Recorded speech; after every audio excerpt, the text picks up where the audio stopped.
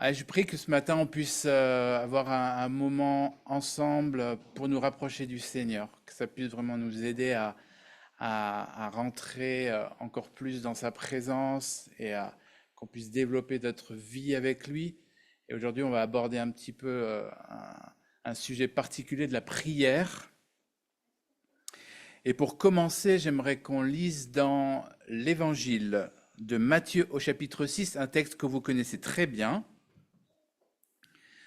que j'aime beaucoup. J'en ai peut-être déjà parlé devant vous ici, mais j'aime beaucoup ce texte et j'aimerais qu'on le reprenne encore. On est en version Summer et voilà, je vais lire. Mais toi, quand tu veux prier, va dans ta pièce la plus retirée. Verrouille ta porte et adresse ta prière à ton Père qui est là dans le lieu secret. Et ton Père qui est là dans le lieu secret te le rendra. Dans vos prières, ne rabâchez pas des tas de paroles à la manière des païens. Ils s'imaginent qu'à force de paroles, Dieu les entendra. Ne les imitez pas, car votre Père sait ce qu'il vous faut avant que vous le lui demandiez. Priez donc ainsi. Alors vous pouvez le dire avec moi si vous voulez bien. Notre Père, toi qui es dans les cieux, que tu sois reconnu pour Dieu, que ton règne vienne, que ta volonté soit faite, et tout cela sur la terre comme au ciel. Donne-nous aujourd'hui le pain dont nous avons besoin. Pardonne-nous nos torts envers toi, comme nous pardonnons nous-mêmes les torts des autres envers nous. Garde-nous de céder à la tentation et surtout, délivre-nous du diable, car à toi appartiennent le règne et la puissance et la gloire à jamais. Un peu plus loin dans le même chapitre, dans Matthieu au chapitre 6 et au verset 31 et 32, « Ne vous inquiétez donc pas et ne dites pas « Que mangerons-nous ? Que boirons-nous ? Avec quoi nous habillerons-nous ?» Toutes ces choses, les païens s'en préoccupent sans cesse, mais votre Père qui est aux cieux sait que vous en avez besoin. Pendant nos vacances de cet été, la lecture de ces versets de Matthieu au chapitre 6 a suscité un débat entre nous. Pourquoi prier si Dieu sait tout? Est-ce que vous avez déjà posé cette question-là? Levez la main. Si vous... Pourquoi prier si Dieu sait tout? N'est-ce pas perdre mon temps que de lui faire part de mes besoins et de lui exposer mes soucis s'il les connaît déjà? Il me semble que c'est une question tout à fait légitime à se poser. On pourrait comprendre à la lecture de ces versets que le fait de prier et de demander à Dieu qu'il m'accorde ce dont j'ai besoin soit un aveu de faiblesse de ma part ou un manque de foi. Pourtant, dans la prière du Notre Père qu'on vient de lire, Jésus semble nous dire l'inverse, lorsqu'il nous encourage à prier pour demander au Père Céleste le pain dont nous avons besoin. Paul aussi, dans son épître aux Philippiens, nous invite à prier le Seigneur pour lui faire part de nos besoins. Philippiens 4,6, ne vous mettez en souci pour rien, mais en toute chose exposez vos besoins à Dieu. Adressez-lui vos prières et vos requêtes en lui disant votre reconnaissance. C'est autour de cette question que je voudrais qu'on réfléchisse ce matin, à la lumière de la parole de Dieu. Que le Seigneur nous conduise pour découvrir ou redécouvrir ce qu'il a à nous apprendre. Première question avant de se dire est-ce qu'il y a vraiment besoin de prier ou pas? Parce que Dieu sait tout. C'est d'abord de se poser la question est-ce que Dieu sait vraiment tout? Parce que si Dieu ne sait pas tout, ben, la question elle n'a plus besoin d'être posée. Et alors on a l'habitude de dire à l'école du dimanche Dieu est omniscient. D'accord? Donc Dieu est omniscient, c'est Dieu a toute la science, il sait tout par avance, il sait tout ce qui va se passer dans l'avenir, il sait ce qui s'est passé avant et il sait tout ce qui va se passer dans l'avenir, dans chacune de vos vies. Alors vous allez dire, ouais, bon voilà, tu pousses une porte ouverte, on le sait déjà, pas besoin de passer trop de temps là-dessus. Pourtant, je pense qu'il est vraiment primordial de réfléchir à ça avant de commencer. Est-ce que je suis convaincu au moment de prier, au moment de courber la tête, que Dieu sait déjà tout de moi? qu'il connaît chacun de mes besoins et même chacune des phrases que je vais lui adresser. Alors peut-être sans forcément me l'avouer, dans mon fort intérieur, j'ai des doutes. Après tout, avec les milliards d'humains qui habitent sur notre planète, le Seigneur doit être tellement occupé. Alors à la manière des païens décrits dans notre texte, on pourrait avoir tendance à rabâcher les paroles, rabâcher une prière, comme un mantra, un petit peu un mantra évangélique, pour me permettre de rappeler à Dieu mes besoins, de peur qu'il les oublie. Parce que, avouons-le, les silences de Dieu face à nos prières insistantes ne sont pas toujours faciles à comprendre. Quel chrétien n'a jamais vécu de désert spirituel en se posant la question, Dieu, est-ce que tu m'entends? Est-ce que tu serais sourd? Ne jugeons surtout pas trop sévèrement tel frère ou telle sœur qui pourrait venir à douter. Ça risque de nous arriver aussi. Prends garde, toi qui es debout, de ne pas tomber. D'ailleurs, David lui-même, le grand roi d'Israël, est passé par de telles périodes d'incertitude. Psaume 35, 22, 23. « Éternel, toi tu as tout vu, ne reste pas muet. Seigneur, ne te tiens pas si éloigné de moi, interviens donc. » N'est-ce pas d'ailleurs pour cette raison que Jésus nous enseigne à encercler nos prières de proclamation forte? Quand on voit le Notre Père, ça commence par quoi et ça finit par quoi? Notre Père qui es aux cieux, que ton nom soit sanctifié. Et il finit comment? Car c'est à toi qu'appartiennent le règne, la puissance et la gloire. C'est pour ça que Jésus il encercle cette prière de ces déclarations fortes pour nous assurer, pour proclamer que Dieu est le Tout-Puissant. Dans nos moments de doute, plongeons nos regards dans la Bible. Elle contient tant de versets qui mettent en lumière l'omniscience et la sagesse infinie de Dieu. Et ce qui est super beau de constater, dans bon nombre de ces versets, c'est qu'ils sont écrits par le même auteur, David. Donc celui même qui était là en train de douter, eh bien, il est là aussi pour nous encourager. Psaume 139, versets 1 à 6. Au chef des chœurs, psaume de David, Éternel, tu me sondes et tu me connais. Quand je suis assis et quand je me lève, tu le sais. De loin, tu discernes tout ce que je pense. Tu sais quand je marche et quand je me couche, et tous mes chemins te sont familiers. Bien avant qu'un mot ne vienne sur mes lèvres, Éternel, tu sais déjà tout ce que je vais dire. Tu es devant moi et derrière moi, tu m'entoures, ta main est sur moi. Merveilleux savoir hors de ma portée, savoir trop sublime pour que je l'atteigne. On va faire une pause pour prier à ce moment-là. Seigneur, merci parce que ce matin on prie le roi des rois, le Seigneur des seigneurs. Merci parce que tu sais tout, parce que tu vois tout, tu es omniscient. Merci Jésus, parce que tu sais tout, tu vois tout. Tu connais chacune de nos vies. Merci parce que tu vois ce que les autres ne voient pas. Pas de faux semblants avec toi. Merci parce qu'on peut s'approcher de toi. Merci pour ce privilège de pouvoir nous adresser à toi, de prier librement. Amen.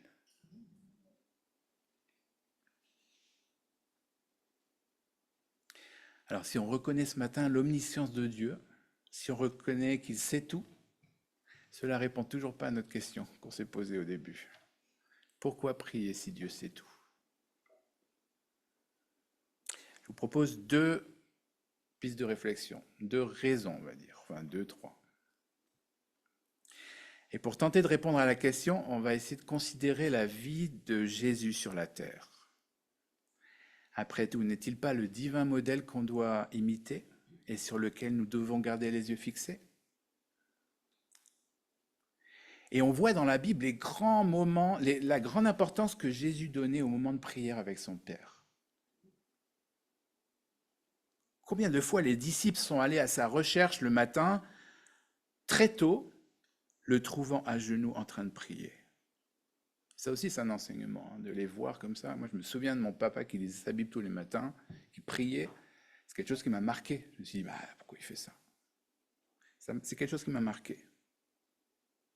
Malgré sa réputation, malgré la pression de la foule, Jésus ne manquait aucun rendez-vous avec son Père. C'était sa priorité absolue. Dans Luc 5, versets 15 et 16, la réputation de Jésus se répandait de plus en plus. Aussi de grandes foules affluaient pour l'entendre et pour se faire guérir de leur maladie. Verset 16. Mais lui se retirait dans des lieux secrets pour prier. S'il va dans les lieux secrets, c'est qu'il veut vraiment avoir ce moment et qu'on ne le dérange pas. Vous êtes d'accord? Imaginez la scène, une grande foule est là, rassemblée. Elle se presse pour voir et venir écouter Jésus. Elle est avide d'entendre son enseignement et de recevoir peut-être une guérison de sa part. Parmi elles, des malades, des mendiants, des prostituées, des gens en détresse physique et spirituelle. Il y a là tant à faire, tant d'âmes qui ont soif. Si on imaginait la scène maintenant, vous êtes d'accord? On essaye d'imaginer la scène. L'attitude de Jésus, elle nous paraîtrait complètement incompréhensible. Mais Jésus, qu'est-ce que tu fais? Regarde tous ces gens qui sont là, ils veulent venir t'écouter. Ils ont besoin de toi, tu ne crois pas que tu as autre chose à faire à ce moment-là? Regarde tous ces gens qui viennent. Imaginez un prédicateur, il y a une foule qui l'attend devant, et puis lui, il s'en va, il va prier. Mais non, Jésus se moque de sa notoriété grandissante. Il préfère se retirer pour s'entretenir avec son Père. Pour Jésus, ces moments de communion n'étaient pas optionnels. Ils n'étaient pas non plus une case à cocher dans sa to-do list de chaque jour.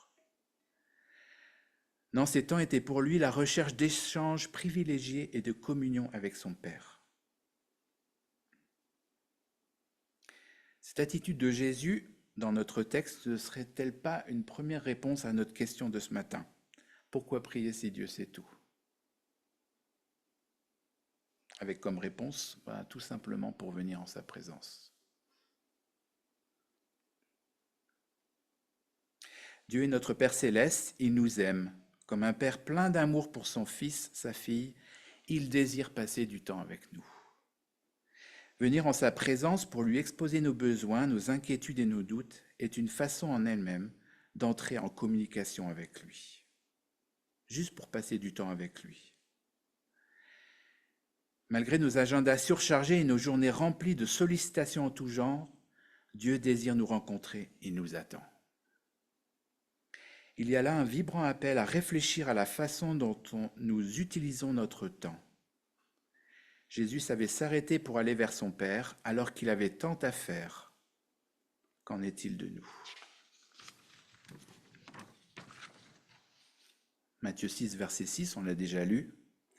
Mais toi, quand tu veux prier, va dans ta pièce la plus retirée, verrouille ta porte et adresse ta prière à ton Père qui est là dans le lieu secret.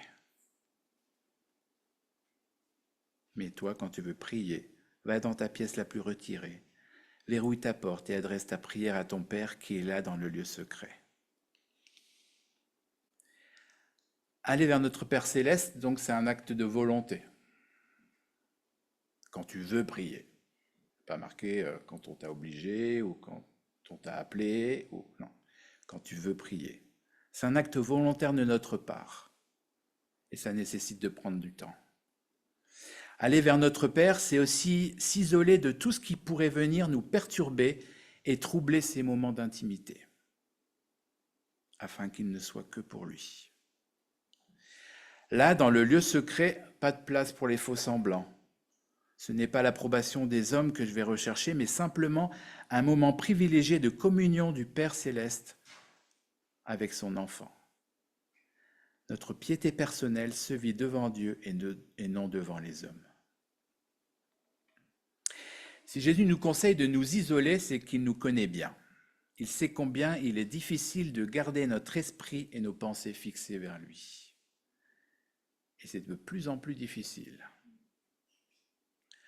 Alors si vous me permettez, je vais paraphraser ce verset. Mais toi, quand tu veux prier, isole-toi des autres. Coupe ta connexion Internet, éteins ton portable et adresse ta prière à ton Père qui est là dans le lieu de secret. À la fin du verset 6, il est intéressant de souligner qu'une promesse est faite suite aux recommandations de Jésus. Qui c'est qui voit cette promesse dans ce verset 6?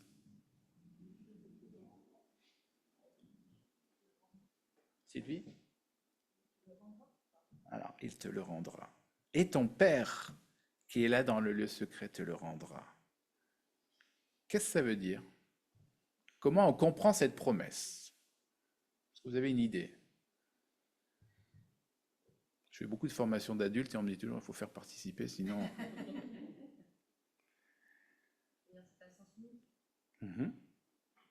Pas sens unique, autre chose? Comment on comprend? Comment le Seigneur va nous le rendre?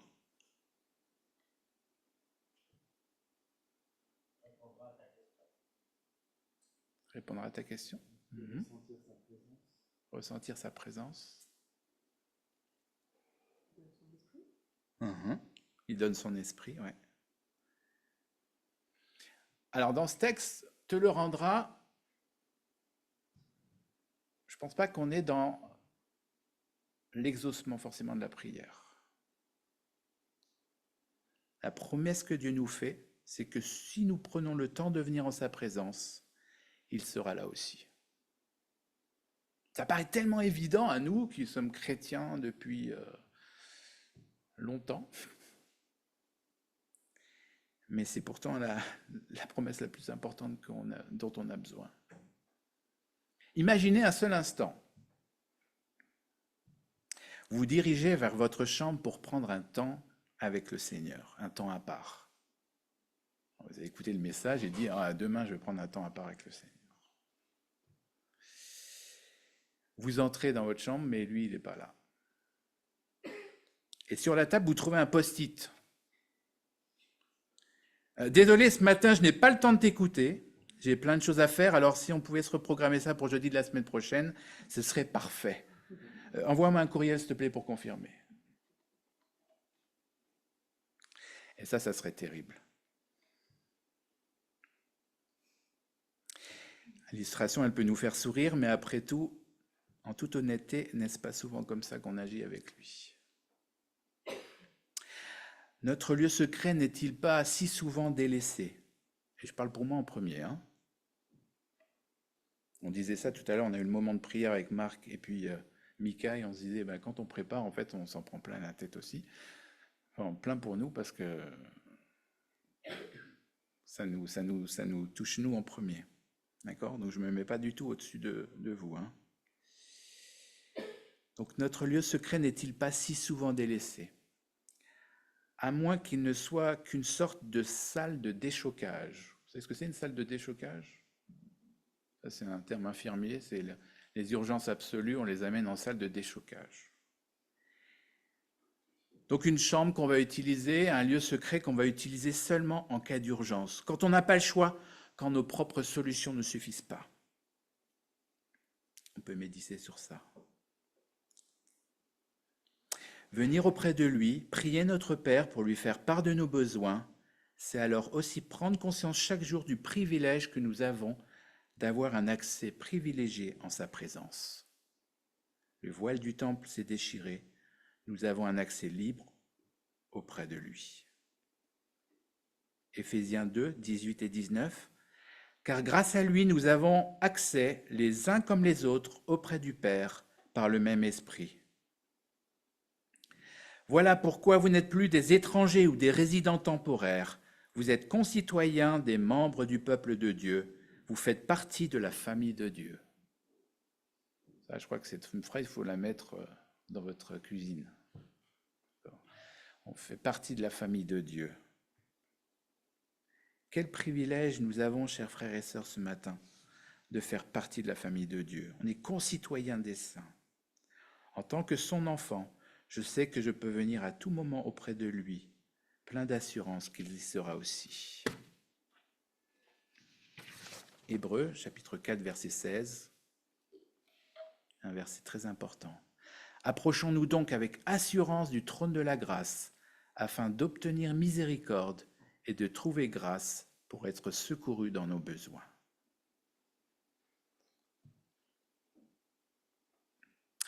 Première raison, donc, de continuer à prier, même si Dieu sait tout, c'est de venir en sa présence, parce qu'il nous attend.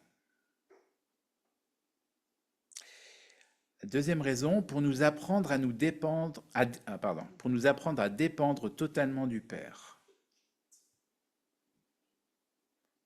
Une autre prière de Jésus nous est rapportée dans l'évangile de Luc au chapitre 6. Luc 6, versets 12 et 13.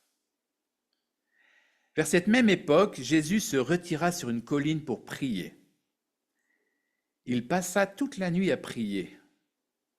À l'aube, il appela ses disciples auprès de lui et choisit 12 d'entre eux qu'il nomma apôtres.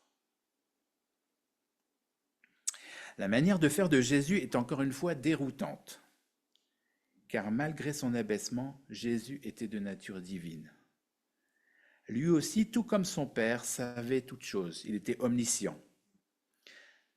Est-ce que Jésus avait besoin de prier? Si on se pose la question pour nous, on pourrait aussi se poser la question pour Jésus. Est-ce que Jésus avait besoin de prier? Ne connaissait-il pas déjà le nom de ses apôtres, de ceux qui choisiraient le matin même? Et pourtant, que fait-il? Il passe la nuit à prier. Pas juste 1 heure ou 2, mais non, toute la nuit. C'est sûr, on ne sait pas exactement ce qu'ils se sont dit pendant cette nuit-là. On ne sait pas le contenu de la prière de Jésus. Mais probablement qu'ils ont parlé du choix de ces 12 disciples, ces 12 apôtres. Et dans ce choix, il y avait aussi le choix de celui qui allait le trahir.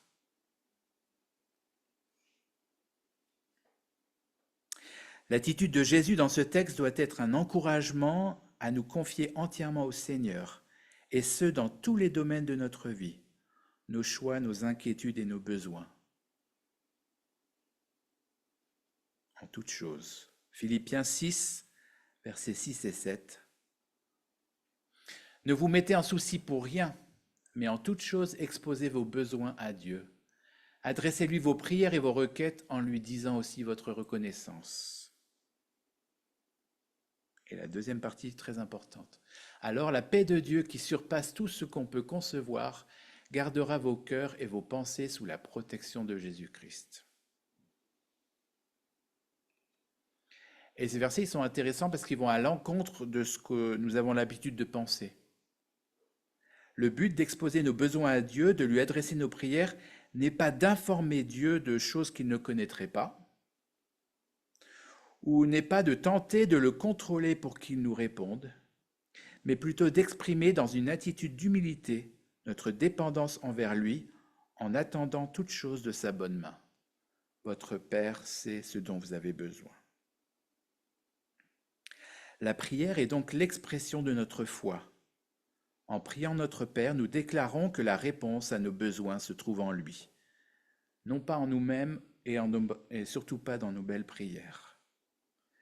Prier, c'est alors accepter de lâcher prise et de se placer sous l'autorité du Père pour que sa paix garde nos cœurs et nos pensées sous la protection de Jésus.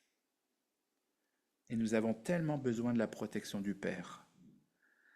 Dans notre monde qui cherche par tous les moyens à modeler nos pensées pour les réduire à l'esclavage, nous devons à tout prix nous approcher de notre Père jour après jour pour qu'il nous préserve du malin. Ce n'est que près de lui que je serai vraiment protégé. Jésus, qui aimait tant ses disciples, l'avait bien compris, quand le soir de son arrestation, il leur a demandé à 2 reprises de prier. Luc 22, 46. « Pourquoi dormez-vous » leur dit-il. « Debout, et priez pour ne pas céder à la tentation. »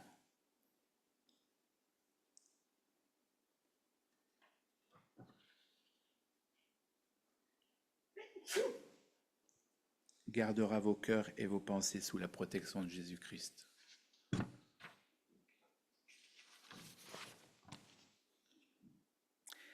Le point focal de mes pensées ne sera donc plus l'exaucement de ma prière, mais celui qui peut l'exaucer. Et cela change tout. Dans cette attitude de soumission, d'humilité, plus de place pour les doutes ou le mécontentement quand la réponse tarde à venir, ou qu'elle ne correspond pas à ce que nous aurions voulu ou pensé. Placé sous son autorité, le Père me protège de tout ce qui pourrait me faire douter de sa bienveillance et de son amour pour moi. Il est souverain et sait mieux que moi ce dont j'ai besoin, car il a déjà décidé par avance de me donner ce qu'il veut, selon le plan parfait qu'il a prévu pour moi. Psaume 139, verset 16. Je n'étais encore qu'une masse informe, mais tu me voyais, et dans ton registre se trouvaient déjà inscrits tous les jours que tu m'avais destinés, alors qu'aucun d'eux n'existait encore.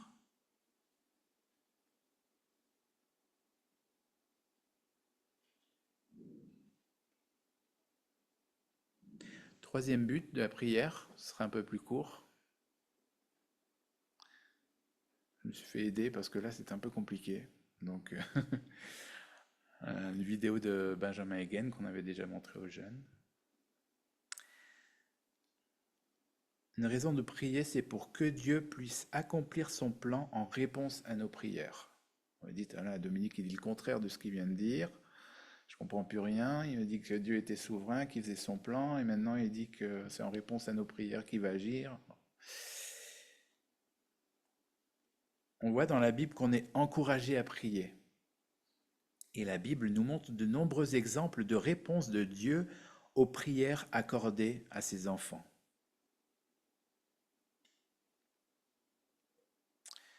Un bel exemple est la réponse de Dieu à la prière qu'Élie avait adressée au Seigneur d'arrêter la pluie. Jacques chapitre 5 versets 16 à 18.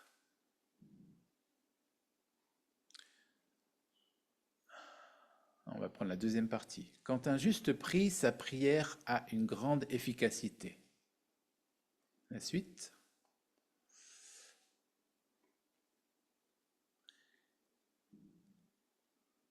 Élie était un homme tout à fait semblable à nous. Il pria avec insistance pour qu'il ne pleuve pas, et pendant 3 ans et demi, il ne tomba pas de pluie sur le sol. Verset 18. Puis il pria de nouveau, et le ciel redonna la pluie, et la terre produisit ses récoltes. Surprenant ce verset. Est-ce qu'Élie a été exaucé parce qu'il était un grand prophète et qu'il avait été doté de privilèges particuliers? Alors oui, c'est un grand prophète. Mais Jacques, dans ce verset, il précise bien, c'est super important, qu'il était tout à fait semblable à nous. D'accord? Donc Élie était un homme.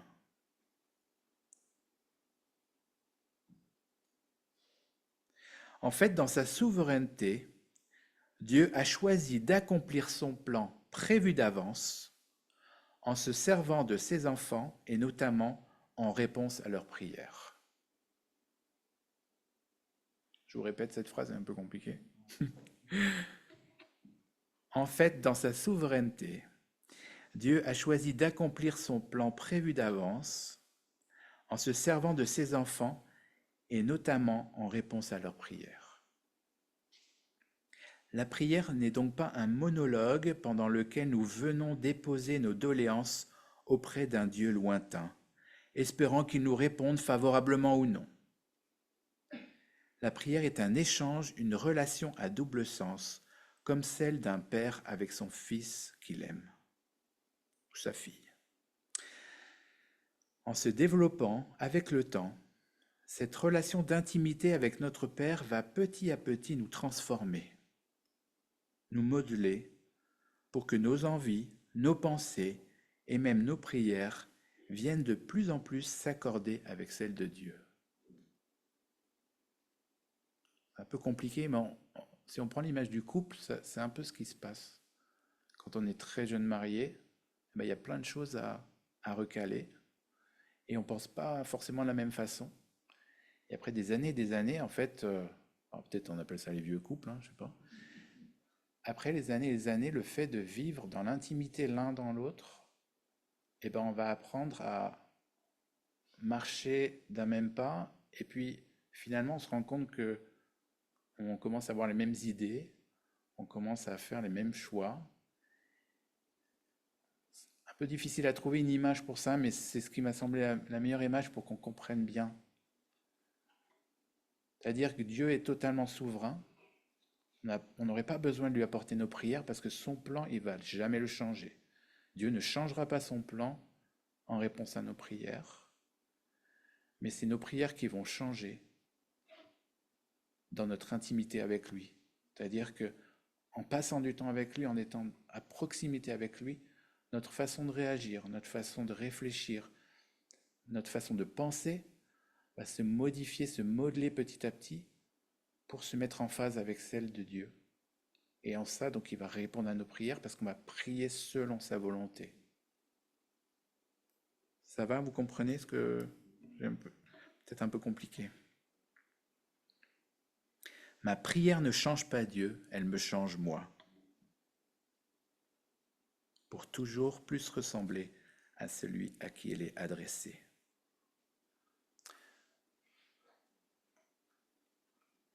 Romains chapitre 12, versets 1 et 2. Je vous invite donc, frères, à cause de cette immense bonté de Dieu, à lui offrir vos corps comme un sacrifice vivant, saint et qui plaise à Dieu. Ce sera là de votre part un culte spirituel. Ne vous laissez pas modeler par le monde actuel, mais laissez-vous transformer par le renouvellement de votre pensée pour pouvoir discerner la volonté de Dieu, ce qui est bon, ce qui lui plaît, ce qui est parfait.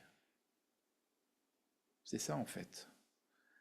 Venir dans la proximité de Dieu, c'est se laisser modeler par lui pour qu'il nous transforme toujours plus à son image. Et là, il y a un défi parce que si ce n'est pas Dieu qui nous transforme, c'est le monde qui nous transformera. Il n'y a pas de 50-50. Si on se laisse modeler par Dieu, il nous transformera pour être à son image. Si on ne se laisse pas modeler par le Seigneur, on se laissera modeler par le monde. Plus ou moins rapidement.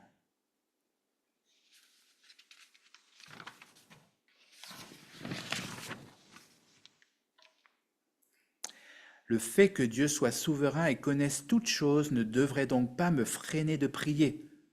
Bien au contraire, car je sais que dans son plan souverain, Dieu veut que ses enfants prient et il veut se servir de leurs prières pour agir. Prier parce que Dieu est souverain n'est donc pas inutile.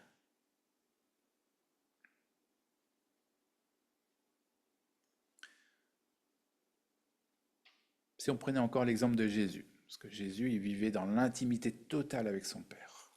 D'accord ? Ce à quoi on est appelé. Et il y a un texte intéressant qui conforte cette idée de ce qu'on vient de dire là. Il y a Jésus qui est devant le tombeau de Lazare. Lazare est mort.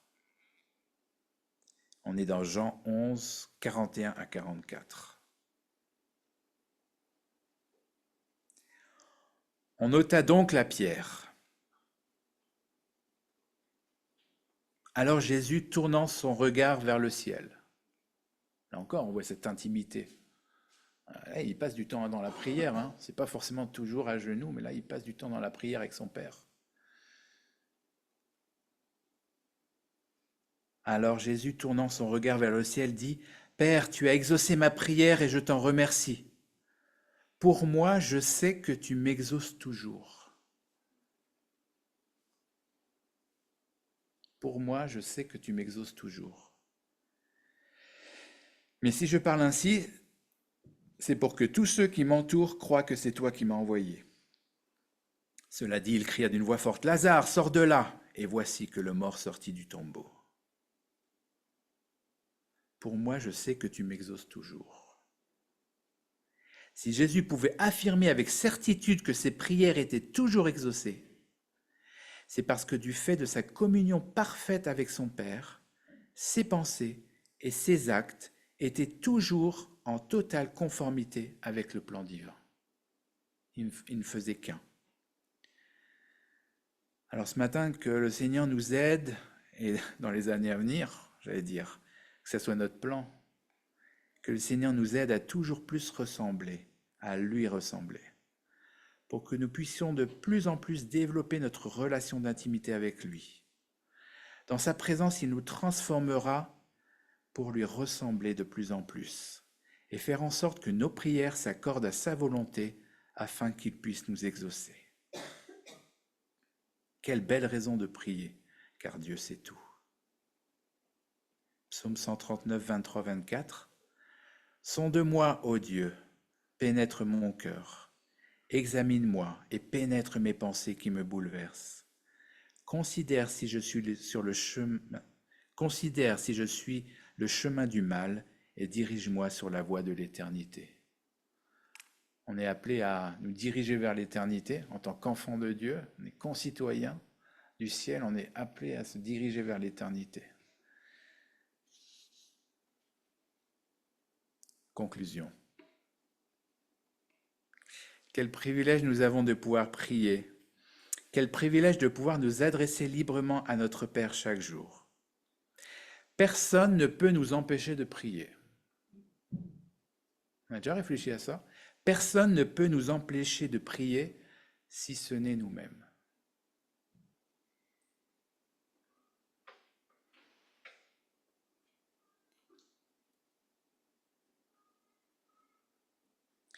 Le fait que Dieu sache tout ne nous amène pas à ne pas prier, mais à prier différemment.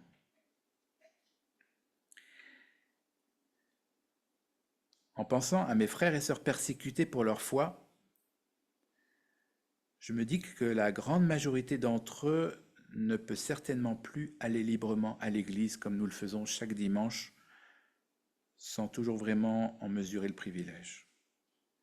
La plupart n'ont plus accès à la Bible, alors qu'ils aimeraient tant y plonger leur regard. Mais tous peuvent prier, assurés de se savoir écoutés par leur Père céleste qui est là dans leur lieu secret, que ce soit un abri, une prison, un cagibi. Il se tient à leur côté. Alors je m'imagine ces prières qui sont en train de monter depuis tous ces pays qu'on voit dans le guide là, de Porte Ouverte. Quelle valeur pour eux que ce dialogue intime et silencieux avec leur Père céleste qui les aime tant. Alors une question finale pour nous. Quelle est pour moi la valeur de ce dialogue intime avec mon Père?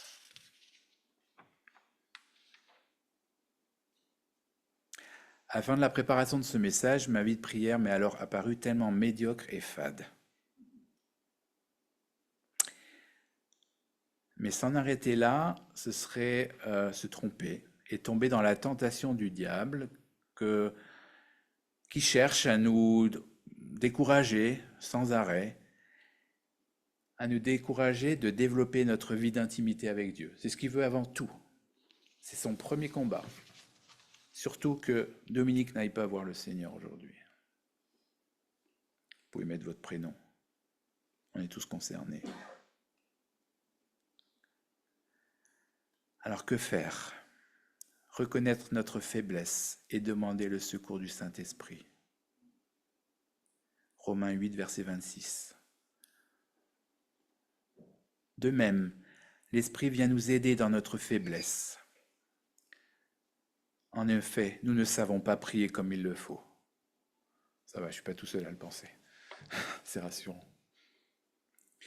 Mais l'Esprit lui-même intercède en gémissant d'une manière inexprimable. Les mots que vous allez prononcer, ils ne sont pas hyper importants. Le Seigneur connaît nos cœurs. Et le Saint-Esprit qui habite en nous peut prendre nos balbutiements et les apporter au Seigneur. C'est super beau. Bon dimanche à tous.